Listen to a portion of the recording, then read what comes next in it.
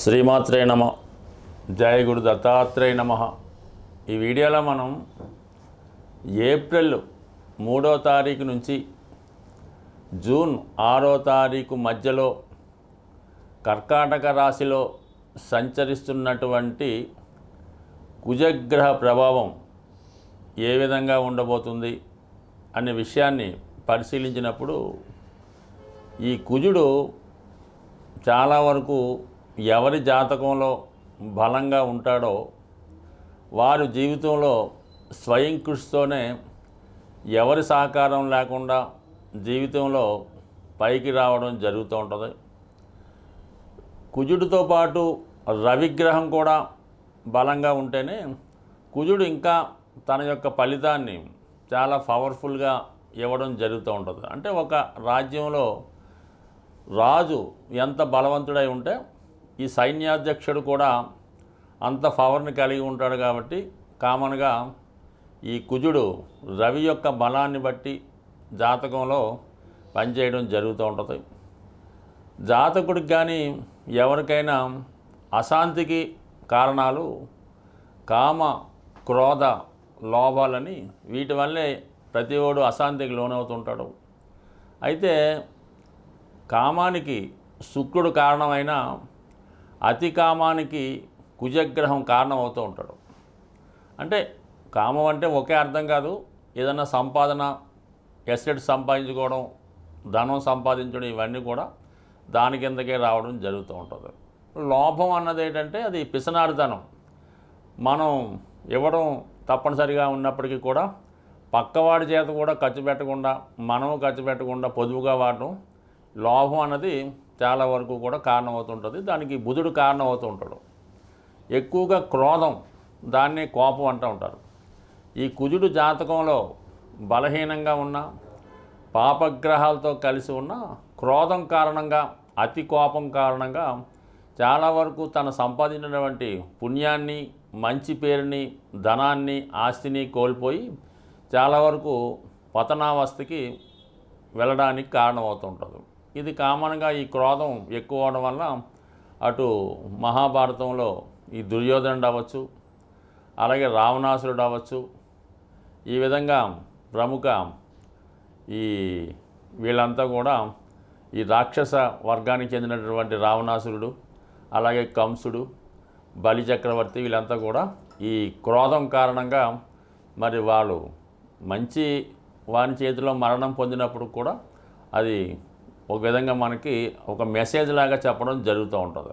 అందువలన కుజుడు జాతకంలో ఉన్నప్పటికీ ఏ స్థితిలో ఉన్నా దాన్ని జాగ్రత్తగా యూటిలైజ్ చేసుకోవడం వలన ఒక క్రమశిక్షణతో దాన్ని వాడుకోవలసి ఉంటుంది. ఏది కూడా అతి అన్నది ఎప్పుడూ మంచిది కాదు. కానీ కంపల్సరిగా ఒక జాతకుడు స్వతంత్రంగా ఎవరి మీద ఆధారపడకుండా నిలబడాలన్నా, తన యొక్క జీవితానికి సరిపోయినటువంటి ధనం, ఆస్తి సంపాదించుకోవాలన్నా, తన వారికి లోటు లేకుండా చూడాలన్నా, ముఖ్యంగా వివాహ జీవితం సంపూర్ణంగా ఆనందంగా ఉండాలన్నా అటు ఆడవారి జాతకంలోనూ ఈ మగవారి జాతకంలో కూడా సోకాళ్ళగా వివాహ పొంతను చూసినప్పుడు ఈ కుజుని యొక్క, అంటే దాన్నే కుజదోషం అంటూ ఉంటారు, కుజుడు ఉన్న స్థానాలను బట్టి ఇద్దరికి వివాహ పొంతన ఉన్నదా లేదా అన్నది కూడా మెయిన్గా కుజగ్రహ స్థితిని బట్టే పరిశీలించడం జరుగుతూ ఉంటుంది.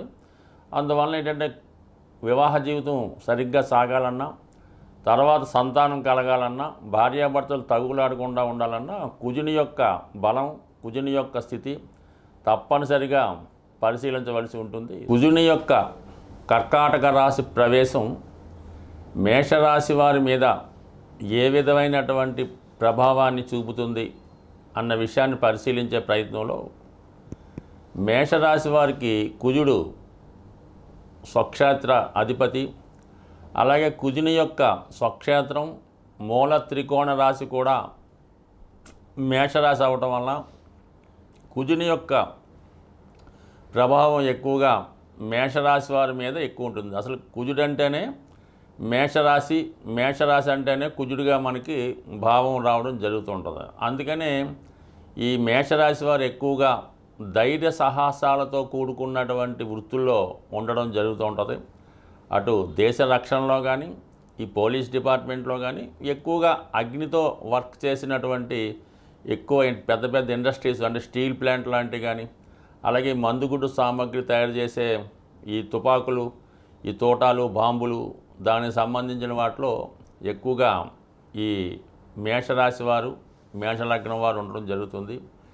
అసలు మేషరాశి వారి యొక్క జన్మజాతకంలో కుజుడు ఎంత బలంగా ఉంటే మరి అంత వారి జీవితంలో ఏ స్థితిలో పుట్టినా సాధారణ స్థితి నుంచి ఉన్నత స్థితికి ఎదిగే విధంగా ఈ కుజుడు మేషరాశి వారికి సహకరించడం జరుగుతూ ఉంటుంది.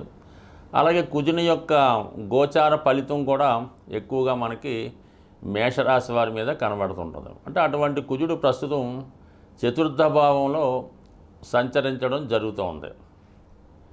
చతుర్థ భావం అంటేనే మనకి చదువు, స్వక్షేత్రం, సొంత గృహం, ఆస్తులు, స్థిరాస్తులు ఇవన్నీ కూడా చతుర్థ భావంకి రావడం జరుగుతూ ఉంటుంది. కుజుడు సాధారణంగా ఆ భావంలో మరి బలహీన స్థితి అంటే నీచ స్థితి అంటారు.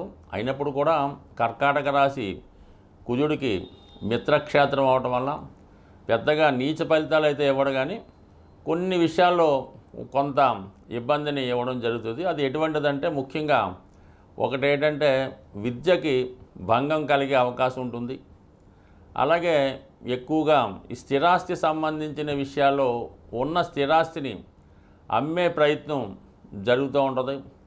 అలాగే ఒక ప్రాంతం నుంచి వేరే ప్రాంతానికి మైగ్రేట్ అవ్వడానికి అది ఉద్యోగరీత్యా కానీ చదువు వల్ల అయితేనే ఇక్కడ ఉన్నటువంటి సిరి సంపదలు ఆస్తిపాస్తులు పోగొట్టుకొని వేరే ప్రాంతానికి వెళ్ళడానికి కానీ మనకి ఈ కుజుడు చతుర్థ స్థానంలో సంచరిస్తున్నటువంటి సుమారుగా ఏప్రిల్ 3 నుంచి జూన్ 6వ తారీఖు మధ్యలో సుమారుగా ఈ 65 రోజుల్లో జాతకుడు స్థలం మార్పుకి అవకాశం రావడం జరుగుతూ ఉంటుంది. అయితే కొంతమంది ఈ సందర్భంలో ఏదైనా ఉన్న ప్రాంతంలో సొంత ప్రాంతంలో కాకుండా ఏదైనా గొప్ప స్థిరాస్తి కొనడం కానీ ఒక వ్యవసాయ క్షేత్రం లాంటిది స్థాపించి సొంతంగా వ్యవసాయం చేయడానికి కానీ లేదన్నా ఒక హోటల్ లాంటిదో లేదంటే ఒక పాడి పరిశ్రమ డైరీ ఫారం లాంటిదో ఒక కెమికల్ పరిశ్రమ లాంటిదో స్థాపించడానికి ఇది ఎక్కువగా ఈ గ్రహస్థితి ఈ రాశి వారికి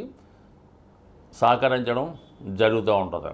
అలాగే మరి ఈ వివాహ సంబంధించిన విషయాల్లో చతుర్థ భావం అన్నది భార్యాభర్తల యొక్క సాధారణంగా ఉన్నటువంటి వాళ్ళ అన్యోన్యత, గృహంలో ఎటువంటి గందరగోళం గొడవలు లేకుండా ప్రశాంతంగా ఇంట్లో హాయిగా ఉండేలా కూడా ఈ చతుర్థ భావం చెప్తూ ఉంటుంది.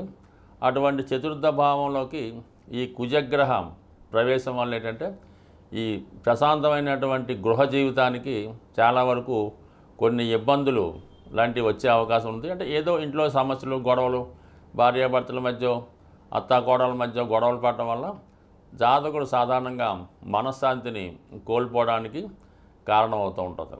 సహజంగా మరి ఈ అష్టమ స్థానం కూడా ఈ కుజగ్రహానికి ఉండడం వల్ల చతుర్థ భావంలోకి రావడం వల్ల ఏదైనా ఈ స్థిరాస్తులపైన అధికమైనటువంటి ఒత్తిడి ఏదైనా కోర్టు కేసులు కానీ ఆస్తి పంపకాల్లో విభేదాలు కానీ లేదంటే మన ఆస్తి ఎవరన్నా కబ్జా చేసి మనకి హక్కు లేకుండా వాళ్ళు స్వాధీనం చేసుకుని వాళ్ళు అనుభవించడం కానీ జరుగుతూ ఉంటుంది. కొన్ని సందర్భాల్లో జాతకుడు ఆస్తి ఉన్నా అతడు దూర ప్రాంతంలో ఎక్కడో ఉంటూ ఆ ఆస్తిని వేరేవారు అనుభవించడానికి కూడా ఈ గ్రహస్థితి వారికి చాలా వరకు సహకరిస్తూ ఉంటుంది. బట్ ఏదైనప్పుడు కూడా ఈ సందర్భంలో జాతకుడు యొక్క విద్యా సంబంధించిన విషయాలు, వ్యాపారానికి సంబంధించిన విషయాలు చాలా వరకు చాలా వేగం తగ్గి చాలా నెమ్మదిగా నడిచే అవకాశం ఉంది. రియల్ ఎస్టేట్ రంగంలో ఉన్న వాళ్ళు ఏంటంటే వారి దగ్గర ఉన్నటువంటి స్థిరాస్తిని వారు అనుకున్నటువంటి ధరకి అమ్మలేకపోవడం జరుగుతూ ఉంటుంది.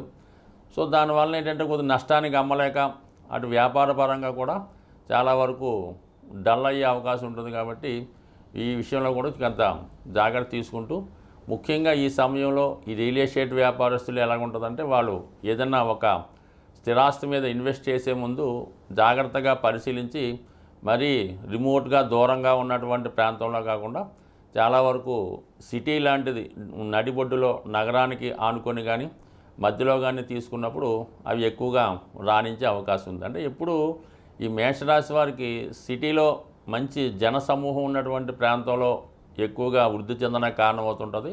వాళ్ళ వ్యాపారం కూడా అక్కడే నడుస్తుంటుంది. కాబట్టి మరి ఈ విషయంలో ఈ పెట్టుబడి పెట్టేవాళ్ళు జాగ్రత్తగా ఆలోచించి పెట్టుబడితే మంచిది. కుజుడు మీకు అనుకూలంగా మారాలంటే చాలా ఈజీ మాట.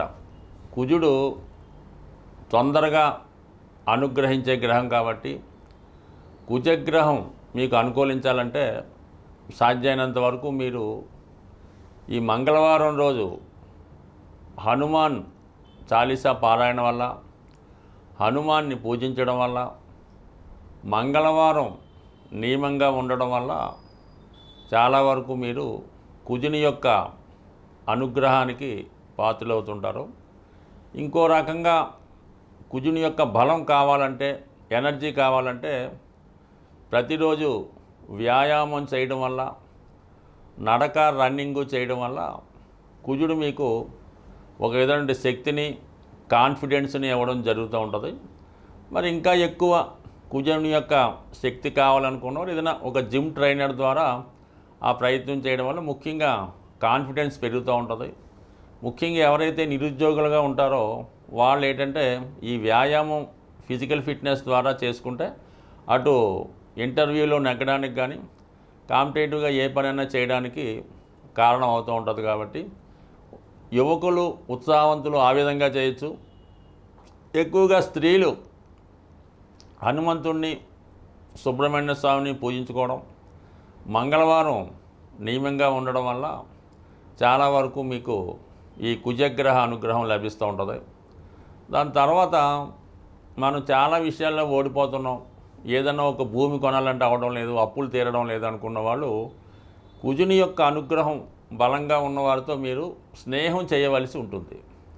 అంటే ఆ కుజగ్రహం అనుగ్రహం ఎవరి మీద ఉంటుందంటే కేవలం ఈ యూనిఫారం వేసుకొని విధి నిర్వహణ చేస్తూ ఉంటారు కదా, ఎక్కువగా ఈ ఫారెస్ట్ డిపార్ట్మెంటు, ఈ పోలీస్ డిపార్ట్మెంటు, ఎక్సైజ్ డిపార్ట్మెంట్ వారితో, అందులో మీకు ఏదైనా దగ్గర బంధుత్వం, స్నేహం మీతో చదువుకున్న వాళ్ళు ఉంటే వాళ్ళతో ఎక్కువ ఫ్రెండ్షిప్ చేయడం వల్ల, వాళ్ళతో రెగ్యులర్గా మీకు టచ్లో ఉండడం వల్ల ఏమవుతుందంటే ఆటోమేటిక్గా మీలో ఉన్నటువంటి కుజుడు యాక్టివేట్ అవ్వడం ద్వారా కుజుని యొక్క బలం పెరగడం జరుగుతూ ఉంటుంది. ఇక అన్ని రకాలుగా సమస్యలు అంటే వివాహ సమస్యతో ఉన్నవారు ఆంజనేయ స్వామిని తమలపాకులతో పూజ చేయవలసి ఉంటుంది. రుణ బాధలు ఉన్నవాళ్ళు ఆంజనేయ స్వామిని సింధూరంతో పూజ చేయవలసి ఉంటుంది. అంటే ఎదటివాడి యొక్క ఈర్ష్యకి, అసూయకి గురైన వాళ్ళు, పెద్ద పెద్ద ప్రాజెక్టులు పెట్టుకొని వాటిని పూర్తి చేయాలనుకున్నవారు ఆంజనేయ స్వామికి వడమాల సమర్పించడం ద్వారా, అలాగే శత్రుబాధలు పోవాలనుకున్నవారు ఆంజనేయ స్వామికి నిమ్మకాయల దండ, సంతానం కావాలనుకున్నవారు ఆంజనేయ స్వామికి వడమాల, ఈ విధంగా ప్రతిదానికి కూడా ఈ స్వామివారి దగ్గర పరిహారాలు ఉన్నాయి. అవి నమ్మకంతో చేయవలసి ఉంటుంది.